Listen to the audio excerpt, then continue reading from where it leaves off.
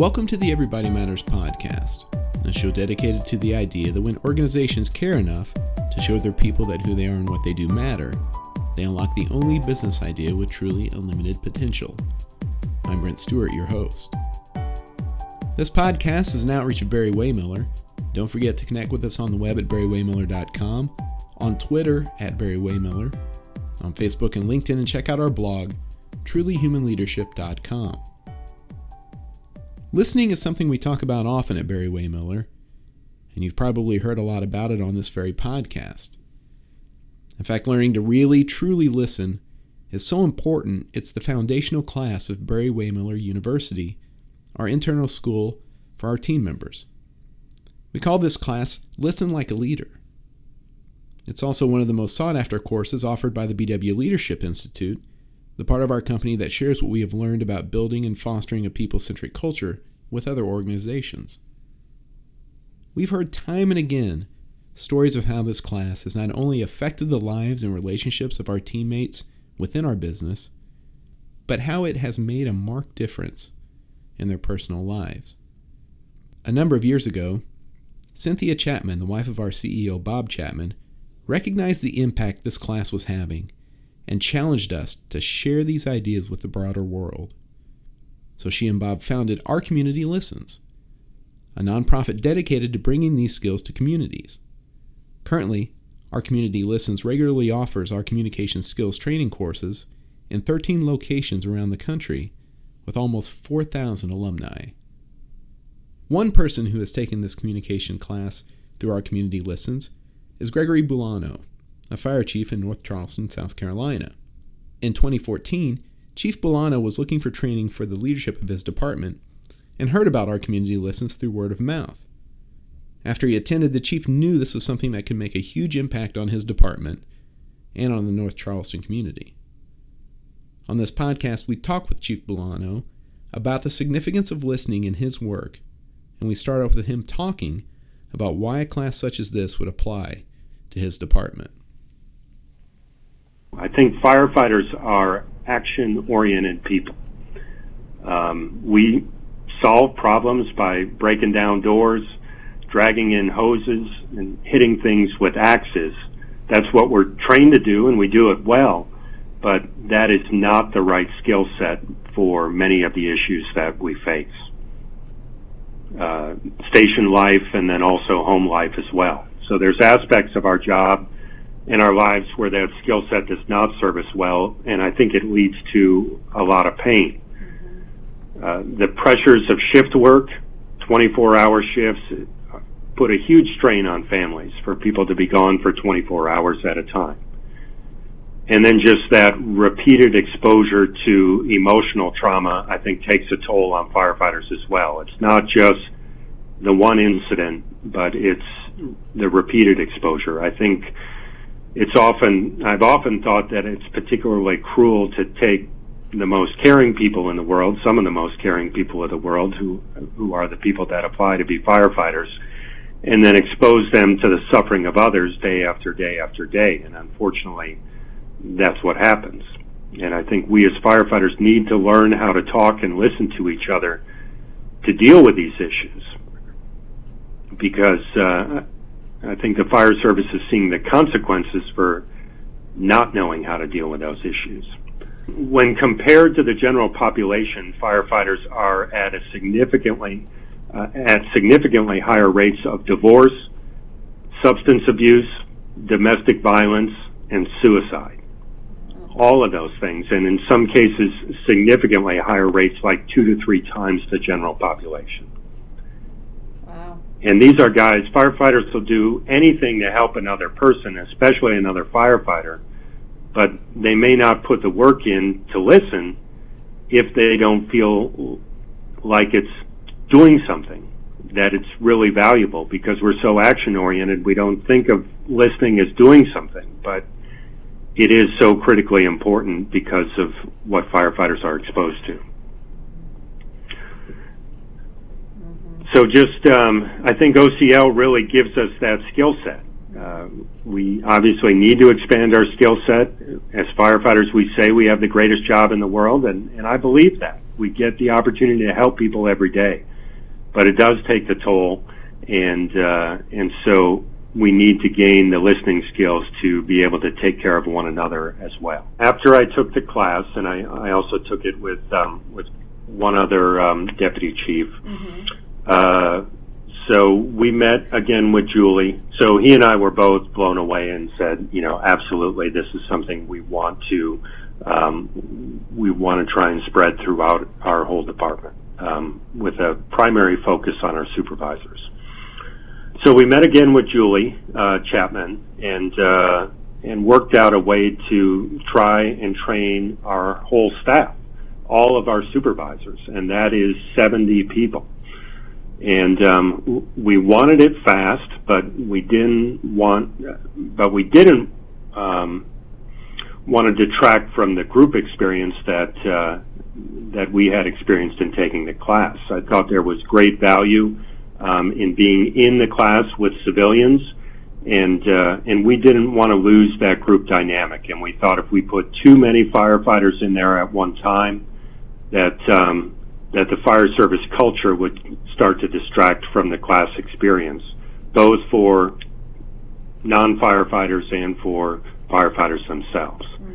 So we set up a model where they would essentially hold 3 slots for us to include 3 firefighters per class, and we began that in early 2016, I think in January.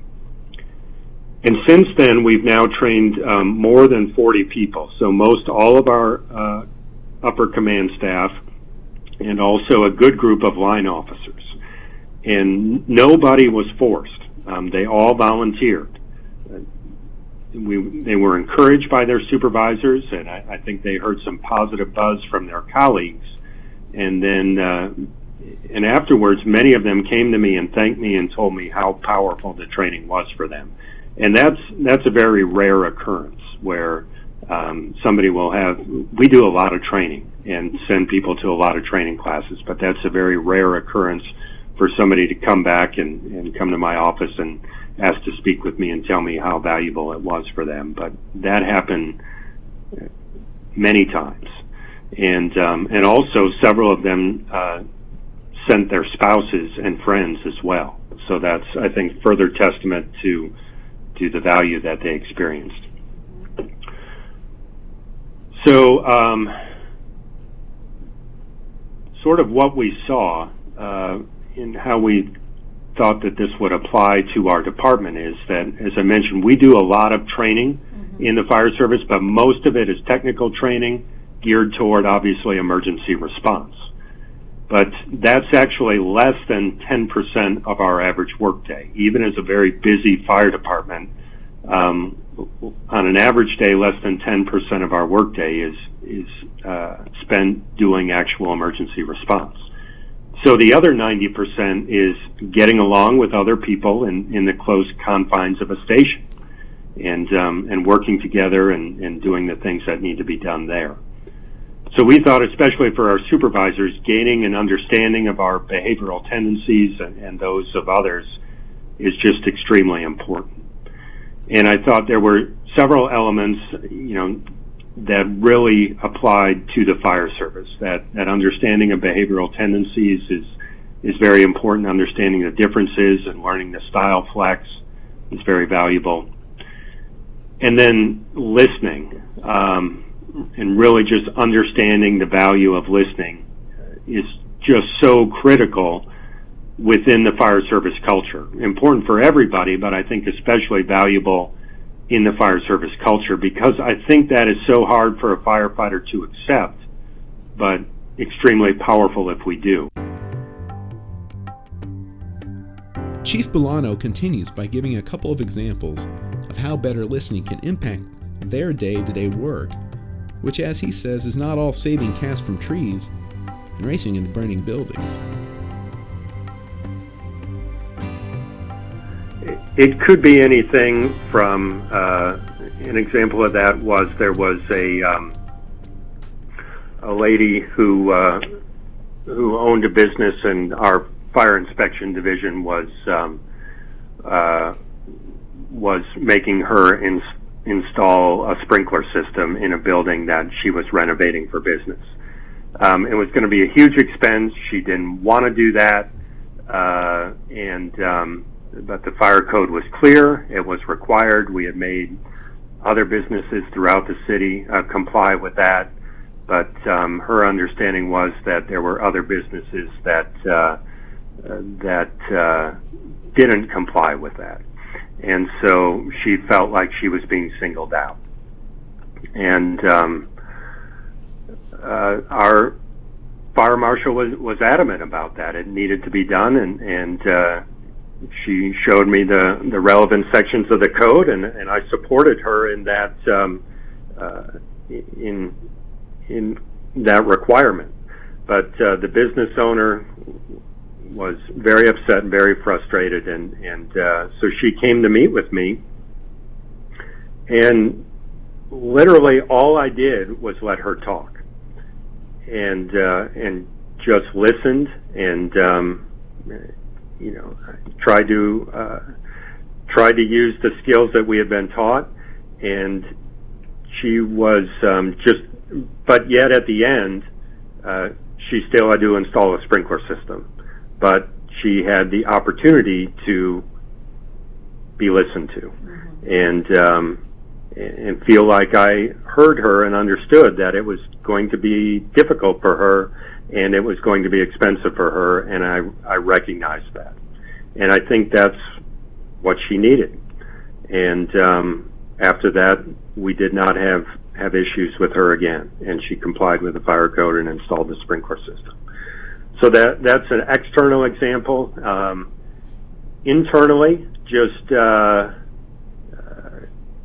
people being, examples where maybe somebody hasn't been eligible for a promotional process due to some issue that they may feel was out of their control. Maybe a required class was canceled and they weren't allowed to continue in the process. Sitting down and listening to them, or perhaps they were denied eligibility. That's an example where someone wanted a letter of recommendation from from a member of their command staff, and they didn't get it, and were very frustrated by that. They're allowed to come up through the chain and speak to me, and gave them that opportunity. And a couple of those guys have gone back out and made sure they had what they need by the next year, and have gotten promoted and gone on to be very good fire officers.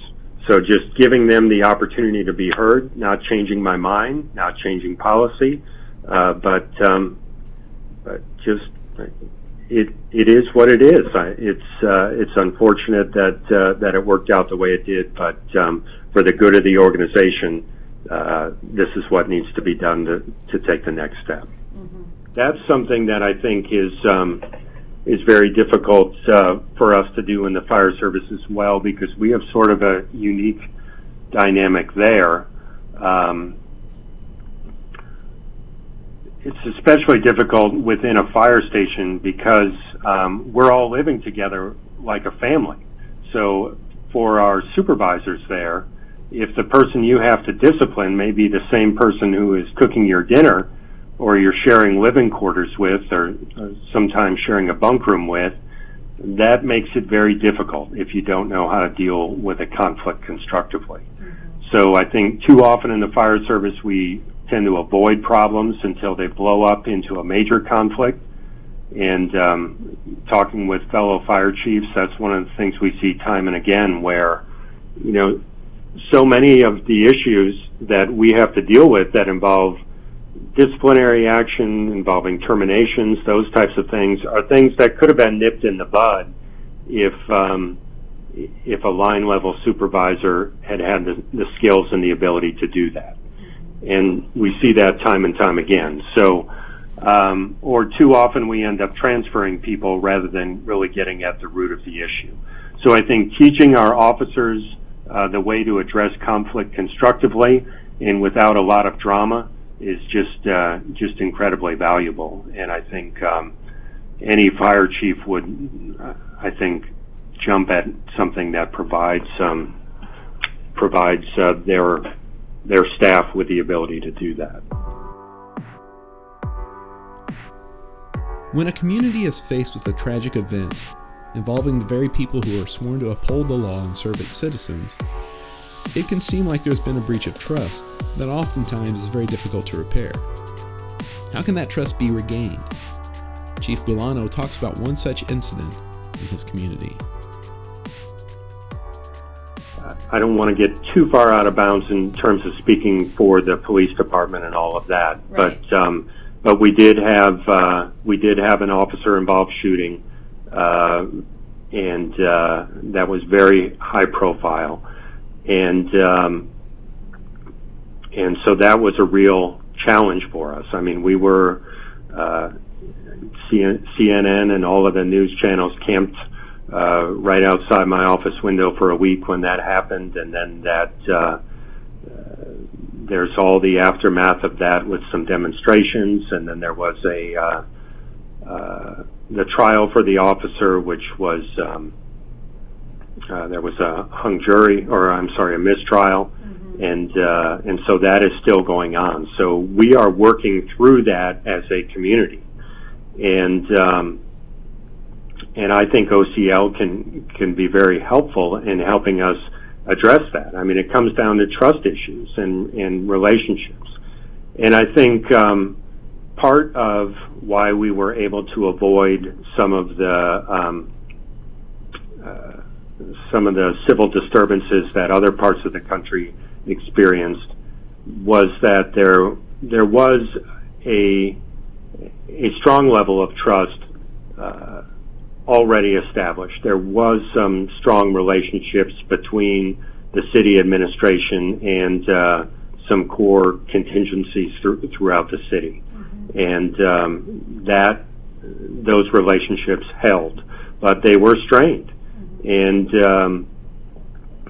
so we need to be working to try and strengthen those relationships and build new relationships. And I think our police chief has taken the class. He sees value in this. He's sending his officers to attend, and there are others in the city who are taking it as well. So I think this can be part of that. Relating to each other, civilians, first responders, relating to each other as people, and developing this skill set where, you see some of these demonstrations, everyone's shouting, nobody's listening.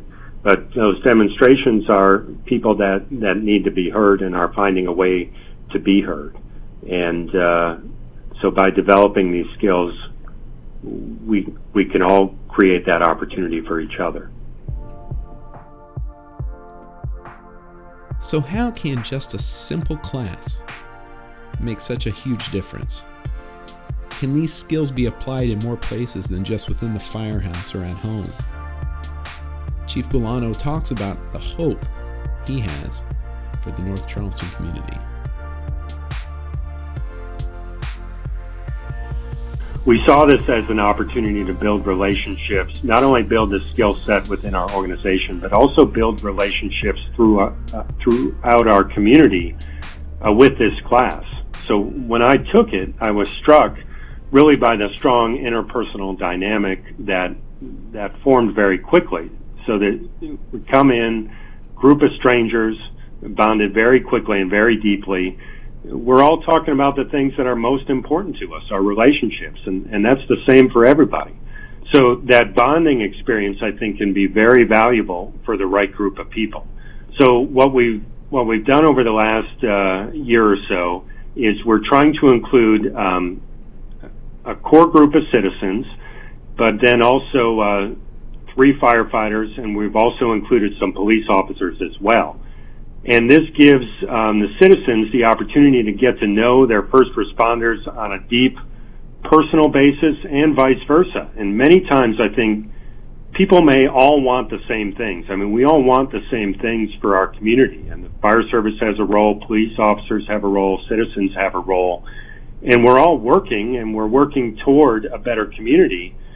But without the opportunity and the skills to listen to each other, we may end up seeing each other more as adversaries rather than understanding that we're all allies and that we're working toward the same thing. And so I think we see that OCL can help us change that, where we've tried to set it up where OCL can provide the skills and then also the opportunity for these relationships to start. And I believe that long term that can be a very powerful thing for our community, not just our organizations, but our mission as our organizations and our impact when we're working together with our community to move our community forward.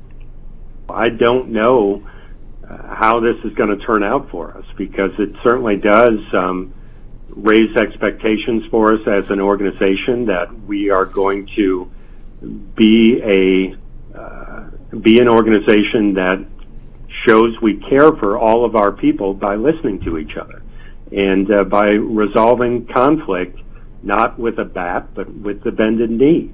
And that is a lot to ask of everyone within our command staff to make that type of drastic change.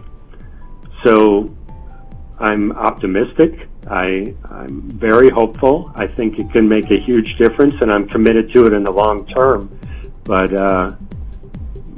I would regard it as an experiment.